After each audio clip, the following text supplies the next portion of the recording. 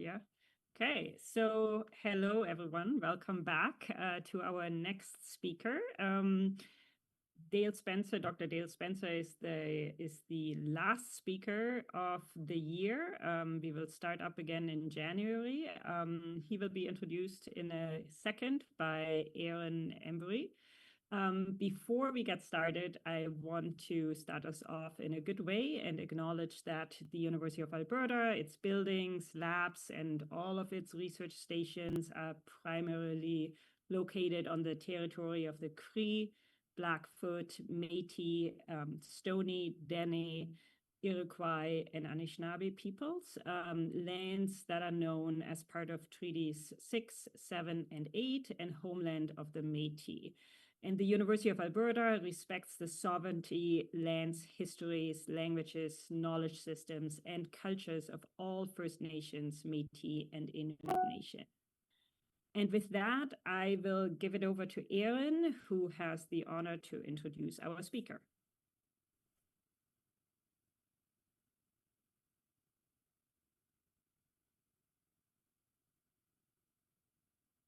Aaron, I think you're muted, or at least it's muted for me. Mm-hmm.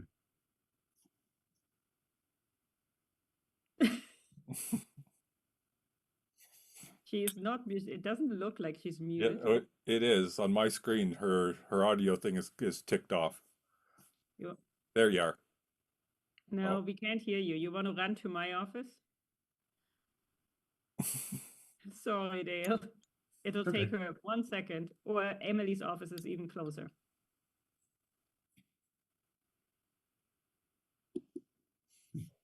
She will appear somewhere. Sorry. Okay, there you go. Okay, I'm on Sam's laptop now. Sorry about that. Okay, so I'm very excited to introduce today's speaker. Dr. Dale Spencer, a professor in the Department of Law and Legal Studies at Carleton University. His work examines criminal justice responses to sexual violence, sex offenses and offenders, settler colonialism, and much more. He has authored and co-authored several influential books and published articles in a wide range of journals, such as the British Journal of Criminology, Punishment in Society, Body in Society, and Ethnography, among many others. Today, he'll speak about his research on the rituals of verification used to regulate sex offenders in Canadian urban centers, drawing on 32 interviews with officers across 15 police services. So with that, welcome, Dr. Spencer. We're very much looking forward to your talk. And sorry for the technical difficulties. I was having issues trying to share my screen, so I can empathize. This paper comes out of a larger project on the sex offender registry in Canada, and it's primarily in relation to my first phase, which is on municipal police services that manage and monitor sex offenders in the community. And so I'm just going to begin with an introduction that sort of gives you the background and then gets into some more substantive findings from this. It's the first paper out of that project. So it was created in response to the 2004 passing of the Sex Offender Information Registration Act. The National Sex Offender Registry was designed to give police immediate access to current so-called vital information about convicted sex offenders. Another function is to allay public fears and give the perception of protecting citizens from those that are interpreted as predators. In Canada, only the police, not the public, access the registry, but those named on the registry are not protected from media scrutiny. So in this presentation, I argue that rituals of verification amongst officers tasked with managing and monitoring the sex offender registry achieve a group and societal feeling of safety and condemnation of sex offenders. And so for the purposes of this short presentation, I will demonstrate that at the micro level, the operation of the registry is focused on the ritualistic verification of the identities of sex offenders, their location in the community, and the signification and separation of the sacred from the depraved. Okay. So ritualistic practices have received sporadic attention in criminology. This is despite the fact that ritual and symbolism are central to early research on crime control and criminalization, and you can think of any number of people, including Stuart Hall's work in this area. So recent research has focused on such areas as ritual in interactive orders and face between young men and police, ritual and symbolic encounters in police use of social media, and the interaction ritual chains in restorative justice. Joining this nascent research, this paper probes how ritual is central to the operation of sex offender registry. But first, I want to turn to the sociological approaches on ritual that guide this research. I'm speaking to a lot of sociologists, so this might be rehashing a bit, but I just want to go over my sort of understanding of it all. So Emile Durkheim viewed rituals as central to how societies create and maintain social cohesion and a shared sense of meaning. Rituals serve as practices through which communities and organizations articulate their collective conscience. Collective conscience here expresses the shared values, norms, and beliefs that hold society together. And rituals serve to signify and preserve the boundary between the sacred, things that are revered, including children, and profane, the ordinary. Rituals support the continuance of the moral and social order through the affirmation of shared beliefs and moral rules. Building on Durkheim, Mary Douglas focused on the role of classifications for producing order. In relation to the sacred and the profane, she saw the former as that which is set apart and protected by boundaries. In relation to the profane, it is that which lies outside or threatens those boundaries. Classifications regarding the sacred and profane then create and enforce social norms. She viewed order maintenance as not just a religious matter, but a symbolic enactment in the maintenance of social boundaries in societies. When boundaries are in jeopardy, rituals of purification reestablish the symbolic integrity of the social system. So later, not much, but later, Irving Goffman pointed to the salience of ritual for everyday life. Focusing on micro-level analysis, rituals are ordinary and minor, patterned acts of respect, civility, and face work that structure everyday social interactions. The net result of ritual is the enriching positive value and sustenance of interaction orders. Interaction orders maintain face that prevent embarrassment, ensure smooth social encounters, and confirm mutual respect. Lastly, Randall Collins' view of rituals coheres with Goffman's approach, confirming that rituals frequently appear in ordinary social interactions. A ritual is any focused interaction where people mutually attune to one another and share a common mood or emotion. As a result of such rituals, they generate emotional energy, solidarity, and symbolic meanings that prompt future action. All of these scholars approach ritual from different levels of analysis and orientation. Herein, I can join these approaches to understand how micro-level rituals, those found in the work of sex offender registry officers, have broader meso and macro level effects insofar as rituals of verification achieve a group and society level of feeling of safety and condemnation of sex offenders. The micro-level ritualistic operation of the registry is focused on verification of the identities of sex offenders and their location in the community. The registry operates to tell the truth of sex offenses and offenders and establishes the boundaries both literally and figuratively between the sacred and the profane, or at the very least, what threatens the sexual moral order. At the meso level, the ritualistic operation of the registry serves to create a sense of safety in the community, and as a dividing practice, it effectively separates the profane and the depraved from the sacred, as children are ostensibly protected in the community.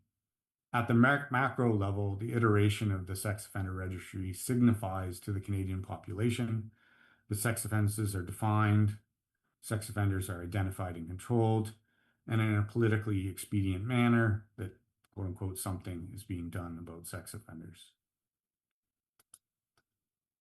So, Canada currently has two sex offender registries, the National Sex Offender Registry and the Ontario Sex Offender Registry, aka Christopher's Law. The Ontario Sex Offender Registry is named after Christopher Stevenson, who was an 11-year-old boy that was kidnapped and murdered by a convicted sex offender in 1988. At a symbolic level, Christopher's Law mediates and transforms how Canadians, probably more Ontarians, think about the registry and those on it. That is, the registry symbolically indexes who, like Christopher Stevenson's killer, are listed despite the plethora of types of sex offenses that place individuals on the registry. These registries are databases used by Canadian law enforcement to gather, monitor, and use information on persons convicted of sex offenses, including young offenders who have been convicted as adults. The declared purpose of registries and their associated acts is to protect communities and help police prevent and investigate crimes of a sexual nature. Both registries contain a wide range of information on sex offenders, including their names, date of birth, addresses, and offense for which the offender has been convicted. Based on the term of imprisonment associated with the offense or the amount of orders, the period of reporting for individuals on the registry can be 10 years, 20 years, or life. Part of the rationale behind sex offender registries is that the information they provide can help officials find sex offenders more easily. Some also believe that the registries can have a deterrent effect. Awareness of the consequences of being on the registry will make individuals somehow less likely to commit or recommit sexual offenses. That said, due to the net widening of behaviors defined as sex crimes, the increase in sex crimes happening online, and the tougher penalties for sex offenders, provinces across Canada report dramatic increases in the number of people convicted of sex offenses and placed on the registry. So this study, to get into what I'm on about, is that it explores, among other things, the daily activities of the sex offender registry units, or those units tasked with managing persons convicted of sex offenses on the registry in municipal police services, and the personnel's interactions with persons convicted of sex offenses, as well as managing the sheer volume of those on the registry. I could get into this much more, but we did 32 interviews with sex offender registry management officers in 15 municipal police services across Canada. This was a coast-to-coast sampling. The interviews lasted between 60 and 90 minutes, and we used, my colleague and I, that is part of this project, used QSR in vivo qualitative research software to assist with the compilation, organization, and coding of the interview transcripts. So now I'm going to get into the presentation. And so for the purposes of our talk today, I'm going to focus on two aspects of rituals of verification in relation to sex offender management, including the maintaining of the veracity of information regarding sex offenders and the verification of location of offenders within the community. So the term ritual verification is borrowed from Michael Powers' The Audit Society, Rituals of Verification, where he was signaling the widespread institutionalized pressures to audit and inspection systems to produce comfort and reassurance rather than critique. Such practices are oriented to reaffirming order, managing risk, and maintaining measurable outputs. Whereas Power in this sense and subsequent work is less clear about what is ritualistic about inspection practices, I join him in his view that such practices are fundamentally about producing comfort and reassurance in the face of risk, through control and verification of information. In the case of sex offender management units, such rituals of verification produce the identities of offenders and in terms of their risk classification. In relation to veracity of information, police units have come to be dominated by the efficiency and effectiveness in terms of risk assessment, and obviously Kevin Haggerty's early work on this was a signaling of this new movement. And also we see the way in terms of risk assessment and management, it comes to pertain to sex offenders in the community. Such efficiency and effectiveness are, in part, monitored and managed through audit practices that verify the veracity of information relating to sex offenders in their urban area. And such a tall order is not without its challenges. As Peter's words indicate here, officers must remain vigilant in both verifying static information regarding sex offenders' identities, but also their current addresses and ongoing whereabouts. And so he suggests here I'm just going to go to the bolden part. There's a list of non-compliance, compliance, missing information, and then there's people, and I'm trying to think of the exact term, but people who are of unverified addresses. So those are our verifications. And then he goes on to explain how he cuts up the city geographically and tries to maintain efficiency so that he's not driving all over. So this becomes part of his larger ritual of verification. And so here Peter indicates the nature of work as a sex offender registry officer and their daily lives as ritualistically verifying the information related to sex offenders in their communities. Such labor is less in line with conventional police work and more reflective of auditing practices. Collating information and ensuring that offenders live where they say that they live at yearly interviews with officers is an essential element of this ritual of verification. Such verifications are often compromised by geographical locale and the movement of sex offenders to jurisdictions across Canada. So considering the widening spaces of monitoring that Bernice's ambit of sex offender management, she says here, for the most part, it will be people that live within our jurisdiction. However, someone who changes provinces, their status is temporarily suspended. But we are still owning jurisdiction because there's only the National Registry and the Ontario Registry. And so in this project, we found that tracking persons convicted of sex offenses across jurisdictions is a significant challenge to officers, and they must remain vigilant in monitoring offenders, even when they leave their respective urban center. Such verification practices are joint actions at a distance that span across locales. It is only when they liaise with the sex offender management officer in the receiving urban center that they no longer have to track their movements. In Canadian cities, zoning laws indicated in the Criminal Code of Canada prevent officers from living within close proximity to schools and other places where children congregate. A considerable portion of dwellings are compliant with these laws and are monitored by sex offender management officers across Canada.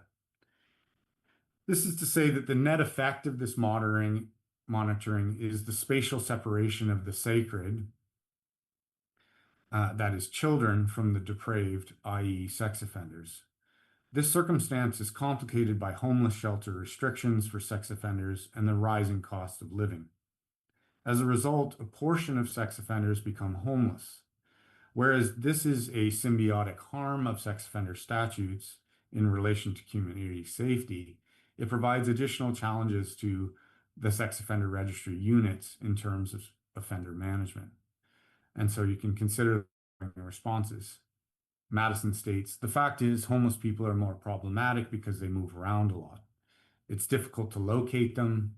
Sometimes they call us, but there's no minutes in their cell. So when you try and call them back, they don't answer. We're often blocked, so they don't answer. If they're intoxicated, we can't understand. And then Veronica states, so for homeless people, that's an issue. They are NFA, no fixed address. And what I have done is I will generally send an email, I'll make phone calls to the shelters, not just shelters, but social services, food trucks, and I have a few contacts with them and I'll send them an email to their email address. And Veronica's talking about sort of non-conventional means of sort of tracking down these people. And so for Madison, before her, the nomadic nature of homeless persons convicted of sex offenses presents unique challenges to monitoring their movements. In this case, calling their cell phones becomes the only mode of engagement and is limited by the operator and habits. For Veronica, she applies a far more holistic approach to offender identification and management through the use of social media and detailed information found therein.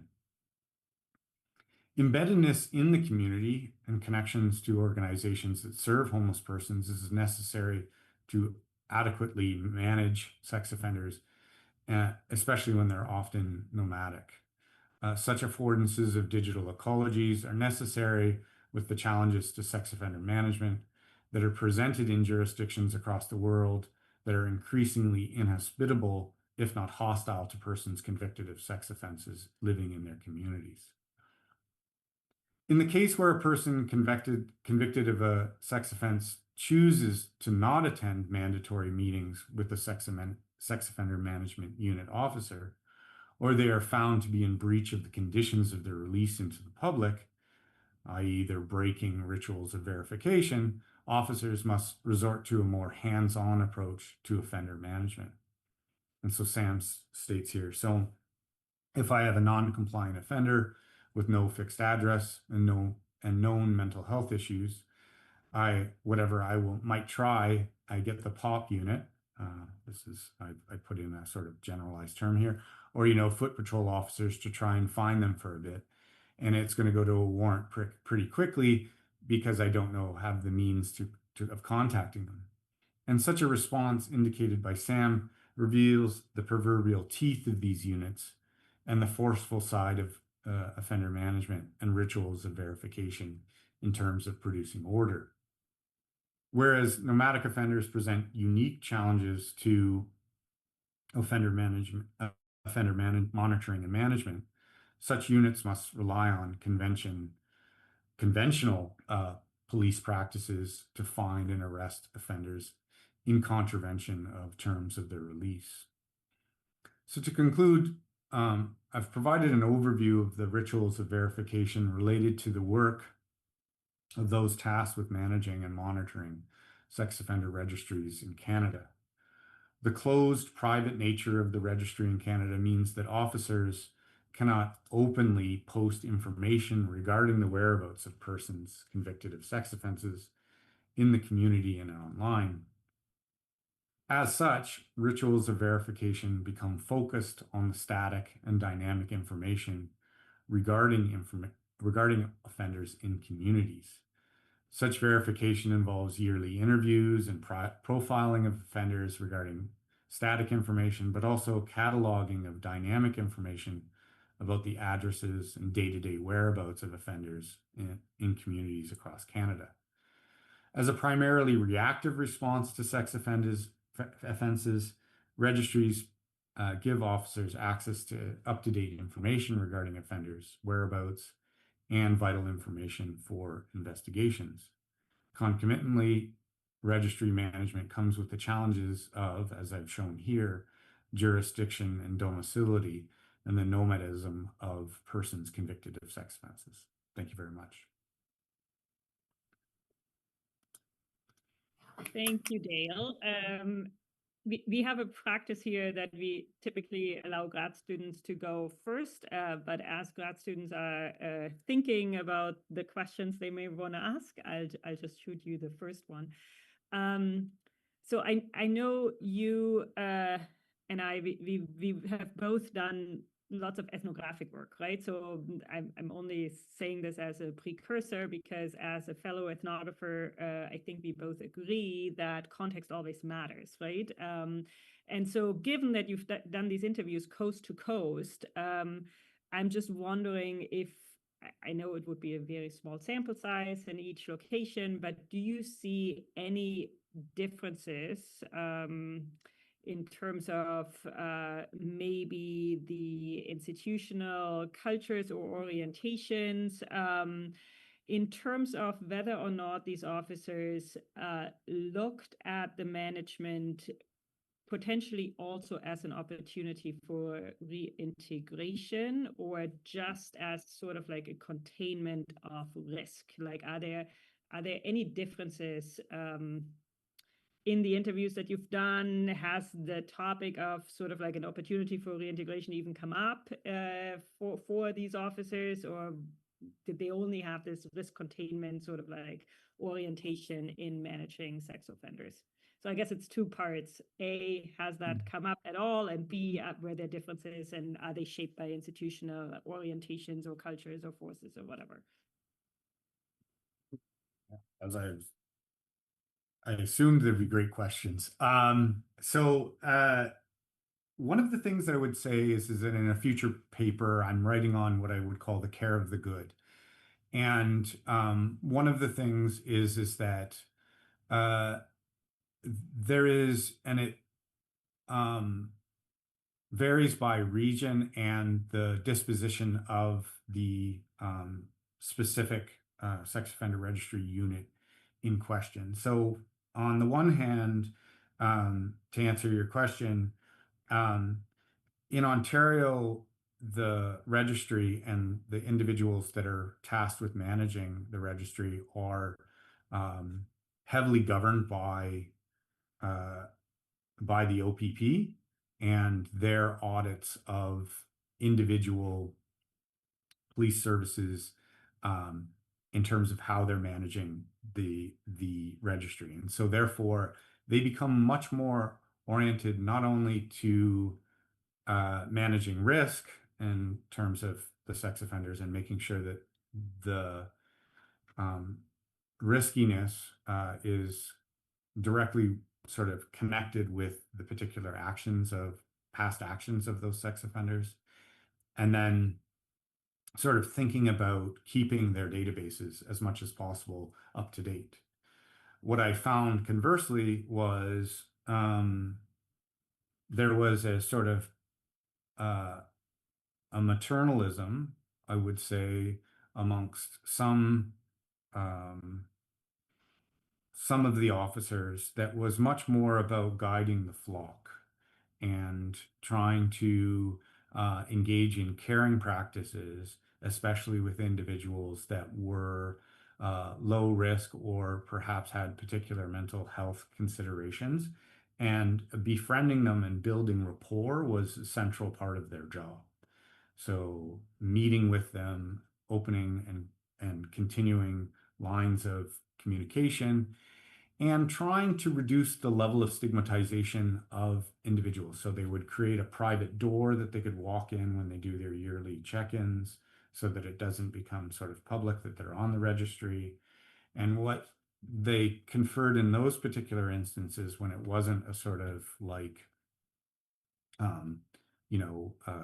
cataloging exercise, that they were trying to build rapport so that there was this open communication, so that they wouldn't have non-compliances, that they would sort of understand where they're at prior to that.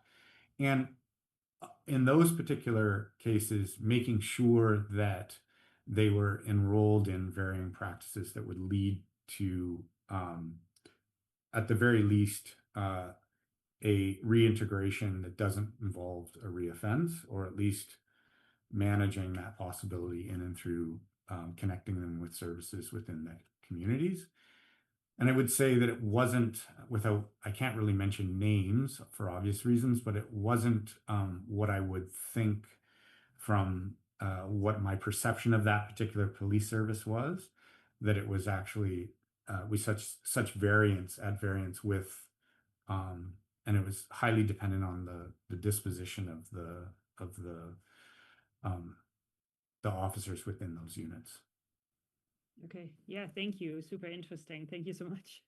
Okay, we have 3 questions that I see. If other people have questions, please just put your hands up. So Leanne, I think you had your hand up first, and then Alicia, and then Sam. Hi, thank you for the excellent presentation. It was very interesting. I kind of have a clarifying question first. I'm just wondering if the sex offenders in Ontario, are they registered on only the Ontario registry, or are they also registered on the national registry? So they're both. So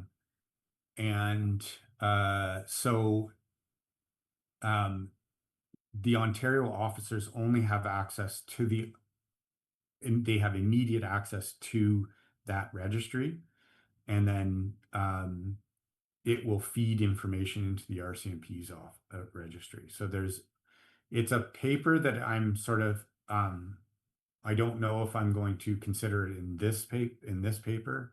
I'm sort of or a separate paper on sort of like the way in which these sort of organizations work in tandem with the police services and how that works in terms of efficiencies or perceived efficiencies.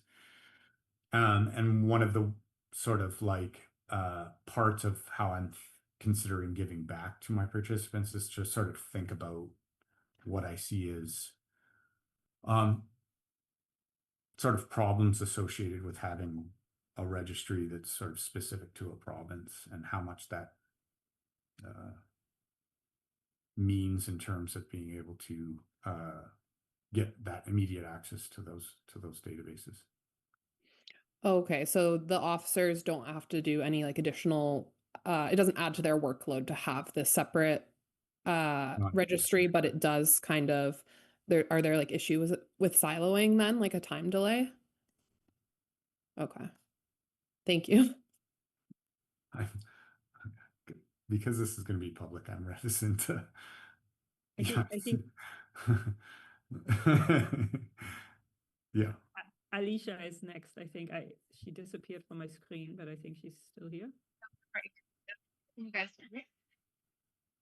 Yeah. Okay. I'm in a coffee shop right now, so I'm going to ask this question in a thoughtful way in terms of language with people around me. But my work is on reintegration and risk governance, and nearly 1/3 of my population are actually convicted of these types of offenses. And this, I guess, directly related to Sandra's question, a little different. I wonder if your participants, as those trying to contain risk rather than offenders, ever worried about verification systems backfiring, like essentially functioning less like public safety tools and more like systems of punishment that might have the opposite effect when people are trying to navigate very complicated systems. Not necessarily by decreasing stigma through rapport, but trying to navigate or adhere to complicated systems. Well, yeah, definitely is complementary to Sandra's point. That is so regionalized in terms of and is highly dependent on the disposition of the folks within there. But I think because of and I'm gonna sort of spill the beans on some of the other stuff that we talked to them about, but and I'm trying to answer your question, and I might ask for clarification. Are you speaking in terms of how the sex offenders navigate those complicated systems, or are you speaking about the folks that are in the units themselves? Yeah, so if your participants, like as people trying to contain risk, if they worried about these systems backfiring. No, that wasn't really part of so they were aware that if things became overly onerous for the sex offenders, that they would go underground. So they would try and do as much as they possibly could to reduce the amount of stress that's placed on those individuals, so that in the collecting of information that they get as much as they can, and they make it as sort of as least stigmatizing and least inconvenient for the folks that are on the registry. That wasn't universal, but it was in a large portion of participants that were sort of the opinion that if an efficient administration of the registry was to be achieved, it was in and through the cooperation from those that are on the registry. The overly onerous sort of tasks associated with 810.2 orders are a different matter, and those are far more sort of like open to the question of backfiring, because a subset of the people that are on the registry are subjected to these 810.2 peace bonds. And in those particular instances, the level of intervention in those particular people's lives is enormous, and often is something that requires a lot more hands-on sort of old school police work that involves direct supervision of those particular people and can lead to individuals going dark and trying to avoid coming in contact with police, which is the opposite of what they want. Yeah, super interesting. Thank you so much for the talk. Sam. Yeah, hi. Thank you for your presentation. It seems like super fascinating work. I have a bit more of a general question coming from a grad student about access and recruitment. I'm not sure how much you can speak to this, but I was just wondering how you gained access, I guess, to this type of research with the sex offender registry officers. Okay. So in two cases, the actual head of the registry units actually reached out to me and said, "Hey, can I participate in your research?" when they found out this was what I was doing. So I was fortunate in that particular instance. In other cases, if I can speak in terms of a lot of it relied on prior relationships with a given police service, doing research with them in the past. So there's that, and that's not really afforded to graduate students. But I think a lot of the times, rapport building in the form of reaching out to police services and then asking what is the process in a very open way of being able to get access to the people, and then building that respectful relationship. I know that that's been a problem in Canada in terms of the relationship between people that want to do serious research on policing and the necessity to build rapport and respectful relationships with police services that more often than not are reticent, because there is this sort of tendency to sort of go public and try and blow things up. So I would say that the main thing is also recognize that they have their own internal review processes that you have to be very open with. And so starting early and allowing that sort of time to go by is an important part of this in terms of being able to get access to those folks. So a lot of the police services, again, for reasons that of anonymity and confidentiality I can't name, have their own internal ethics and research review processes. So you have to be willing to go through those. Right. Thank you. Okay, I see Kevin and then Will. Hey, Dale, thanks for that. I mean, you started off wondering if there's a project here or whether you're barking up a tree. I don't think you're barking up a tree, and hopefully the questions are kind of useful. We'll see if mine are useful, because I have two. First of all, it comes from an observation in terms of our research was about 10 years of people who are incarcerated. And your description of the profile of sex offenders strikes me as extremely different from what we typically run into. So a lot of what they're talking about is trying to track down people. They're unhoused, they're hard to reach. That's certainly true for a huge number of incarcerated folks. But our experience has been the people who are most integrated in society, who are most have jobs, who are easiest to access, are actually the sex offenders. So I wonder if they're talking about a very narrow niche of their job, where actually the most of their job is actually, these people have jobs, they have cell phones, etc. So that's just really a question about the sample. And I guess the second question ties to the issue of rituals. So, I mean, at one level, what you're describing here could be a story about bureaucratic rationalization and procedures. And for it to reach the level of being a story about rituals, you have to think about audiences, because there have to be an audience for a ritual.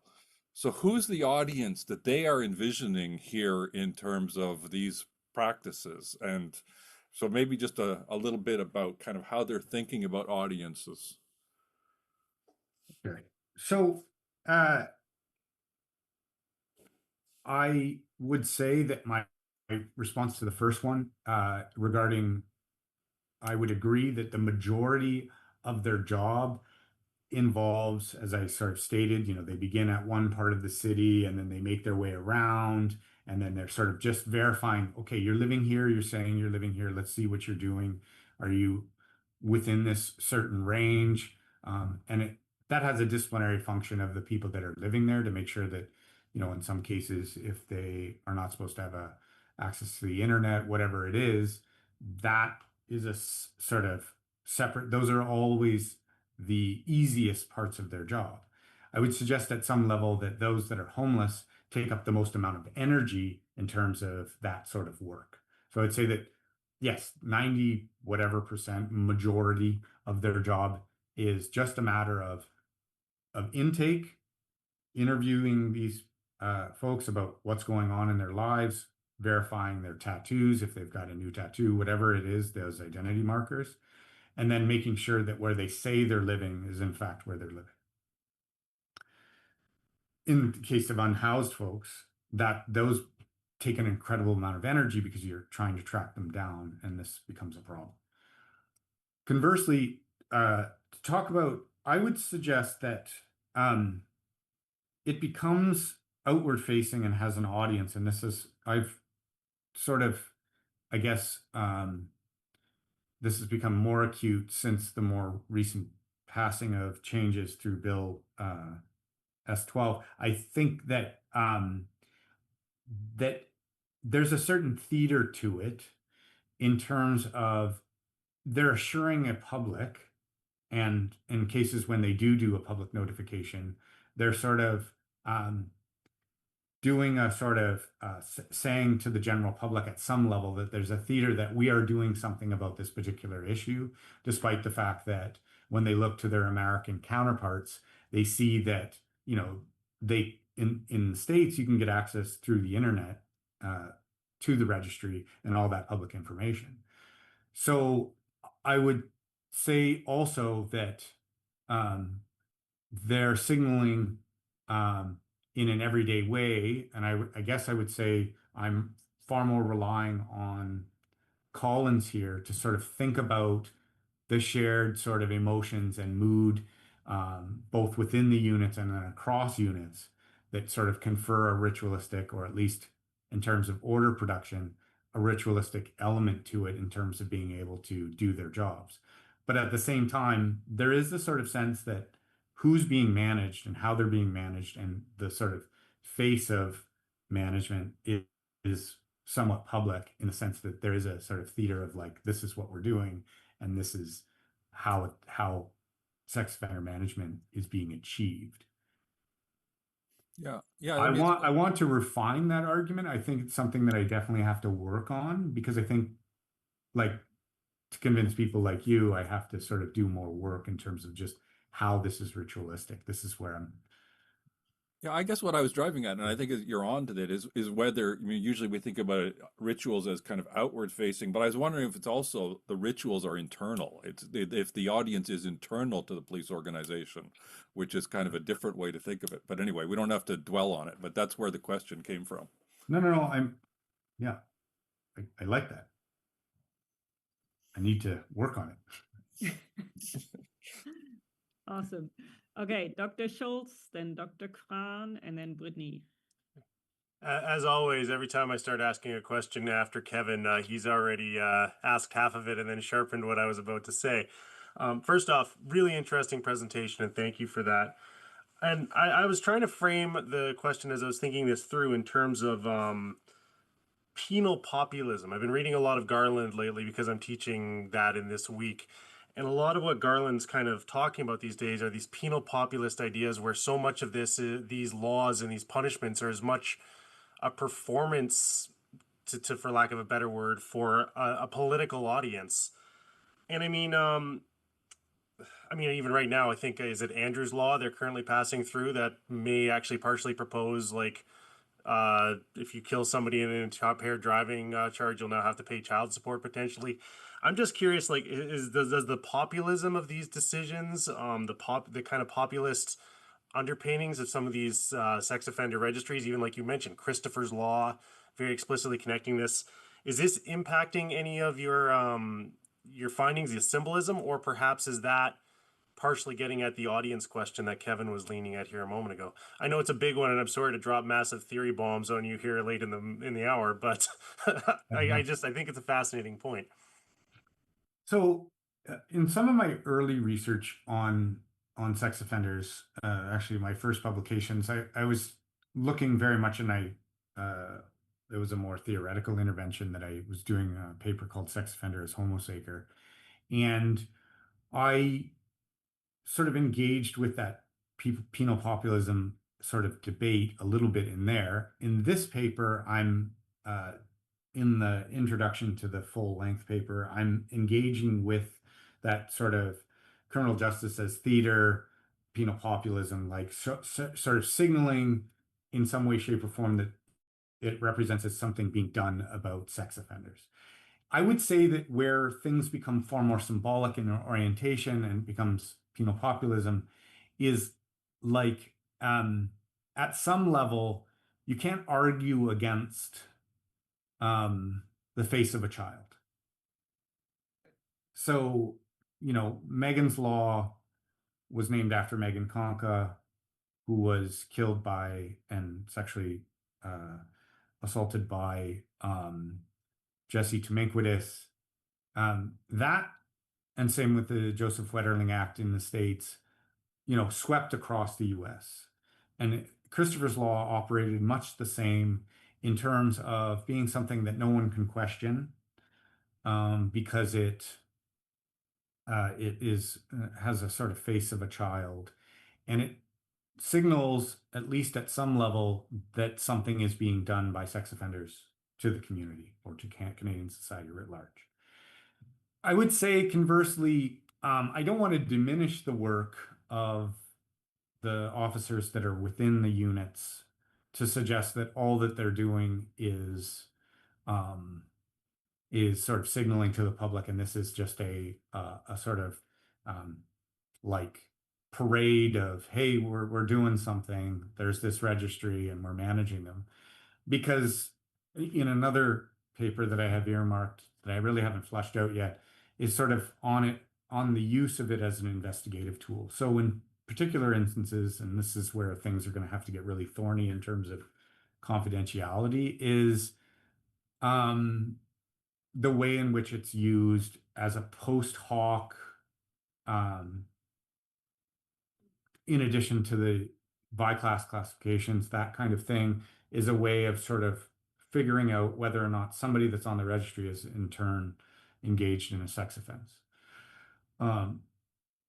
So that's sort of one of the sort of like utilities of it, be it the fact that that isn't the mainstay or the sort of overwhelming, that's not the total reason why the sex offender registry exists. So I would say that at some level, it still isn't just a theater of like, we're doing this because we need to do it, because we're sort of telling everybody we're doing it. I would say at some level, as an investigative tool, it's still something that they believe is useful. And in terms of being able to maintain relationships and ensuring that there is this sort of adequate reintegration of sex offenders into the community, I believe that my participants believe that that's in fact happening because of the registry. Fascinating. Thank you very much. Okay, Javi. Yeah, thanks, Dale, for a really interesting talk. This is maybe more of an observation than a question, and it actually links oddly to you and Sandra talking about swimming before you began your presentation. But earlier this week, I recall, and you others perhaps do as well, Penny Oleksiak, a Olympic hero, being grounded for 2 years of competitions because she had failed to be available for verification checks. I guess I'm wondering a little bit about rituals of verification and how they would differ in the case of heroes versus scoundrels, or maybe speculate a little bit about the audience in that case. I guess it's just an observation about the value of comparisons and thinking of other places where rituals of verification take place. I guess it's a comment on how interesting that concept is. So makes you think. Yeah. So funny thing is, you're not the first person that's asked me this question about like, how is it that we use things like the registry, even outside of, these so-called terrible people that are on the registry. I would argue at some level that across many sports, there is something like a registry, especially when we talk about doping and the way in which audit practices within those specific forums exist. Michael Power would argue, and this is where I think he would argue that we've become a society obsessed with producing comfort. In this particular instance, it's about making sport has a different sort of end, I would suggest at some level, is making sport free of cheating. Whereas, sex offenders is like making communities safe thing. There's still something at the end of that I would argue is both sacred, right? Some would argue that sport is supposed to remain unpolluted by drugs, by doping. In this particular instance, children are supposed to be in the community safe from predation. So I would say that it has the same sort of net sort of signaling, and the registry registering athletes in this particular sense is a sort of tool that's being used or modality to achieve that. Thanks. Hey, Brittany. Hi, I'll be quick. I know we're almost out of time. Thank you again for your talk. So I just have two questions. The first one I was thinking of earlier this week. So because I'm sure, as everyone knows, the Supreme Court recently shut down that 1-year mandatory minimum for possession of and accessing child pornography. So I was just wondering if your participants ever discussed how sentencing reforms or mandatory minimums impacted their views on public safety and the overall legitimacy of having the National Registry. And then just kind of building off that, I was wondering if your participants ever discussed the emotional labor involved in managing the tension between public safety obligation and compassion for registrants. Okay. The second question is so on point. I want to jump to that one first, but I think I'll try and answer your first one. So one of the interesting things is when we were, we had an earlier question about sort of how do you get access? Well, one of the other sort of things that happened to us is that they changed the way in which people get on and off the registry now in the latest bill. And so we asked officers how much is this going to make a difference in your life and your thing, and basically said it's not at all. It's sort of, they manage it as long as they need to, as long as the sort of court dictates that fact, and they don't really get into, they look at the charges sometimes. A lot of them will try and this goes, I'm going to try and segue into the emotional labor sort of element of things, is that if there's too much sort of paying attention to the actual charges that are against them, and the sort of that could be arguably could produce a certain level of moral taint. And I've written about this a lot in relation to sex offenders, in relation to parole officers and whatnot. That becomes sort of part of the emotional labor that's part of their jobs, is sort of to stave off the sort of consideration of what this person has been charged with.